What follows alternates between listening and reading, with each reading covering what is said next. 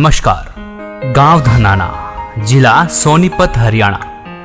वो शुभ दिन 8 सितंबर 1951 को इस पृथ्वी पर जगत के तारणहार, जगत गुरु, तत्वदर्शी संत रामपाल जी महाराज का गांव धनाना के इस पावन धरती पर अवतरण हुआ।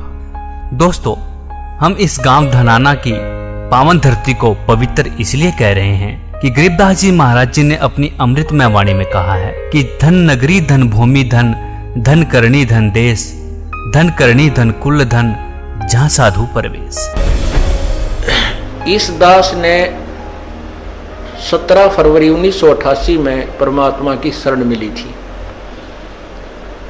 और उस दिन के बाद 6 वर्ष 1994 तक दास ने जेई की पद पर सर्विस की। काम करते, अपनी ड्यूटी करते करते भी हम भक्ति करते हैं। हमारा रूल यही है, काम भी करो, भगवान ना भूलो, बुराई छोड़ दो।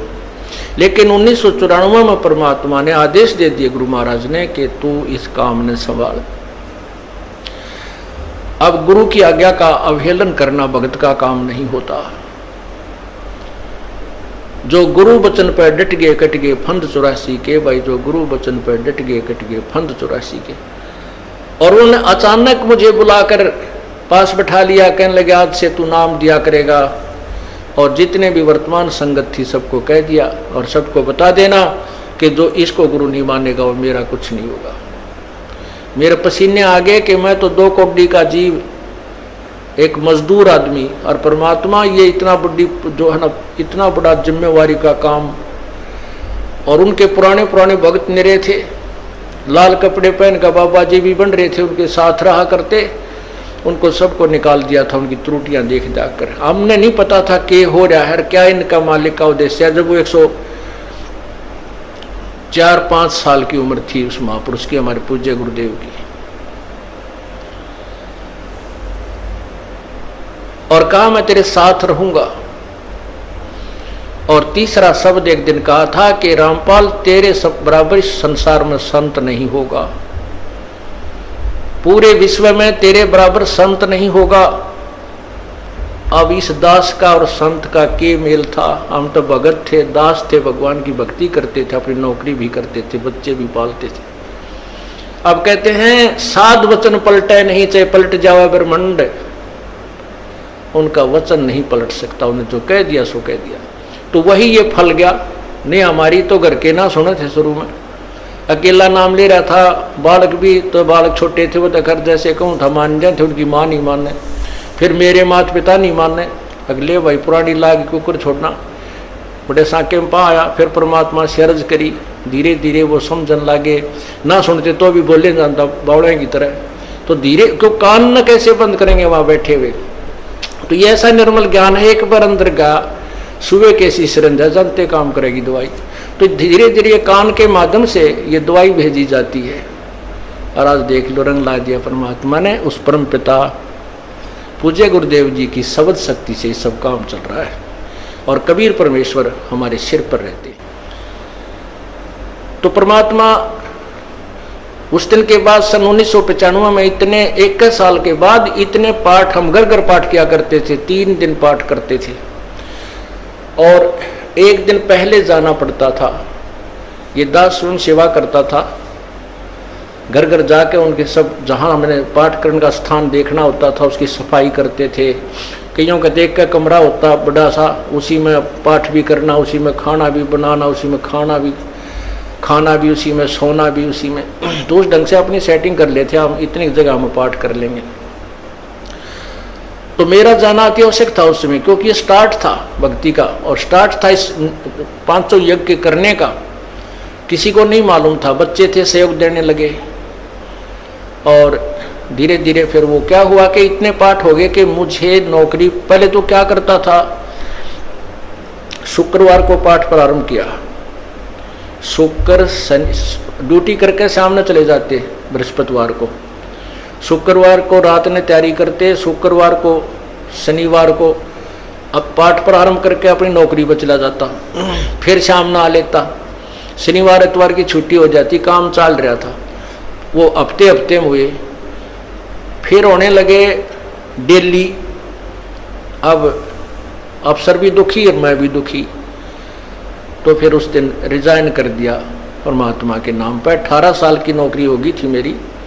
हालांकि कुछ और भी हमारे साथी कह रहे थे भाई अभी 2 साल और डट जाओ, आपकी पेंशन बन जाएगी। वाह भैया, पेंशन तो करा कितनी बार होगी। जो पेंशन ई बनेगी ना, या कद्दे नहीं बनी थी, या असंख्य जन्मों की पेंशन बन जाएगी। तो वो तो इस बात को नहीं समझे थे, उन्होंने तो मुझे मूर्ख ही समझा। और दास की सौभाग्य था कि मुझे नौकरी या मजदूरी मिल गई भगवान की और उसकी पुण्यात्माओं को दलदल से निकालने की। कहते आत्म प्राण उद्धार ही ऐसा धर्म नहीं और। धर्म तो और भी है, दान करते हैं, भूखों को भोजन देते हैं, ऐसा है कि सहाय करते हैं, लेकिन जो आत्म प्राण उद्धारी ऐसा धर्म नहीं और। धर्म तो ये भी है जो गौशाला बना रखी है। धर्म वो भी है जो चिड़िया ऊपर चुग्गा डाल देते हो पशु पक्षियों को। वो भी विकलांगों के जो ऑपरेशन वगैरह कराए जा रहे हैं वो भी धर्म है। अनाथ आश्रम है वो भी धर्म है।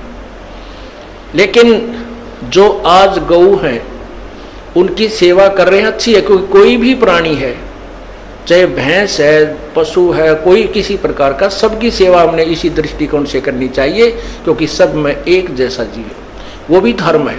लेकिन अब तो वो आज वो गाय है, आज कोई भैंस है, और जन्म होने के बाद फिर वो सूअर की जूनी में जा सकती है। उस बीमारी तो कौन छुटावेगा उसको।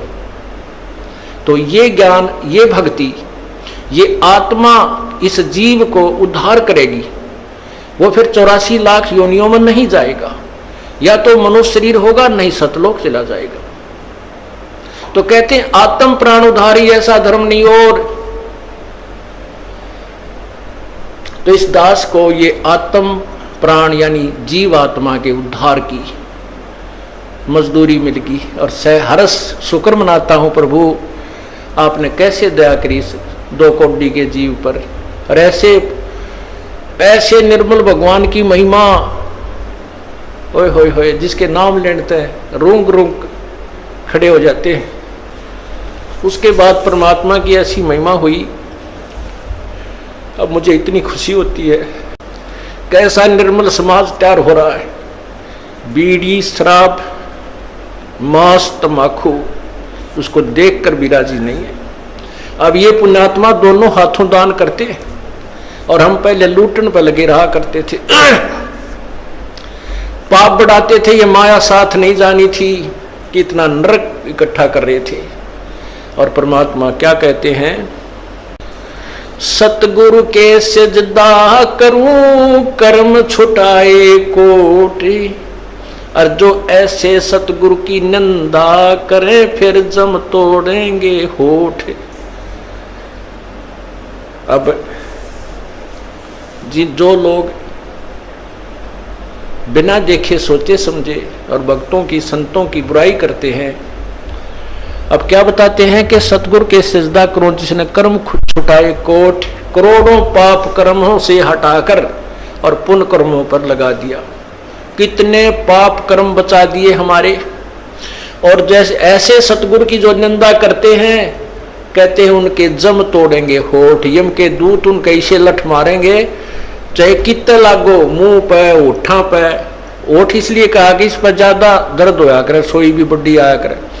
तो कहते हैं वो जम तोड़ेंगे होठ जो बकवाद किया करते थे, संतों की निंदा करते थे। नित्यानंद जी महाराज ने यहां तक कहा है, भाई तू ना मानता ना, ठीक है, अपना और काम कर ले और कुछ कह सुन ले, पर संत की निंदा मत करिए, ये तेरे लिए बहुत जबरदस्त पाप बन जाएगा। लेकिन जो इस मार्ग से परिचित नहीं है, वो नादान बच्चे आगे में हाथ दे देते, बिजली के तार को छू लेते। और ज्ञान होता सत्संग से, और सत्संग में ये काल नहीं आने देता। तो उस दिन के बाद परमात्मा की ऐसी रजा हुई कि बाग लाग गया भगवान का।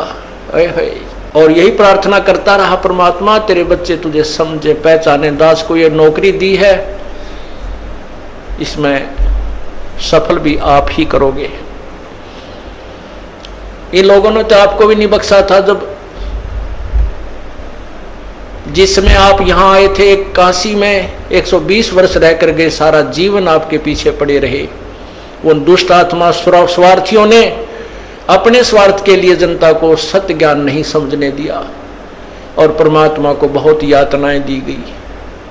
अब उनकी जो यातनाओं उनके साथ जो हुए संघर्ष को देखकर इस दास का दिल डटा हुआ है कि हमारे साथ तो अभी कुछ भी ना हुआ है। जो उस परमात्मा के साथ कितना तेल के कढ़ाई में डाल दिए, कितना काट काट के घेर दिए, कितना कुएं में डाल के ऊपर तो डले ठोक दिए, फिर भी डोके न पाए। वो तो समर्थ थे और जनता कुछ नहीं बिगाड़ सकी और ना ही उनको समझ सकी। समझना चाहिए था, कुछ लोग समझे भी थे, लेकिन बाद में फिर वो ठीक ढंग से ना लगे तो भगवान ने उनको स्वयं ही रिजेक्ट कर दिया था। परमात्मा क्या बताया करते थे, कैसा एथेंटिक उदाहरण दिया करते थे। अपने आत्माओं क्या बताते हैं, भाई सिर साटे की भक्ति है और कछु नहीं बात, सिर के साटे पाई यो अवगत अलख अनाथ। अब शीश कैसे देना है, शीश ये नहीं भाई काट के सिर चढ़ा दे भगवान के चरणों में, ऐसे नहीं। जैसे आपको परसों के सत्संग में सुना था कि गुरुदेव को समर्पण कर दिया जाए। समर्पण का अर्थ यह है कि जो आज्ञा दे वही की जाए, चाहे वो बुरा लग रहा है चाहे अच्छा लग रहा है, उसमें हमारा हित है, अति हित होता है। और संत क्या कहते हैं, भाई बीड़ी शराब मांस तम्बाकू ये मत पीना। संत कहते हैं चोरी जारी नहीं करना, डाके ना डालना, किसी की जेब ना काटना, ये महापाप है तेरे लिए। अपना करके खाना बेटा, भगवान भजना, इससे तेरा कल्याण होगा। और हम यही वचन नहीं मानेंगे तो फिर यहाँ स्कूल में आने की आवश्यकता क्या है, इस विद्यालय में सत्संग में आने की आवश्यकता क्या है। हम गलतियां भी गलती पे गलती करते रहे और फिर सत्संग में भी आ रहे हैं तो वो फेल हो जाएंगे विद्यार्थी, वो पास नहीं हो पाएंगे।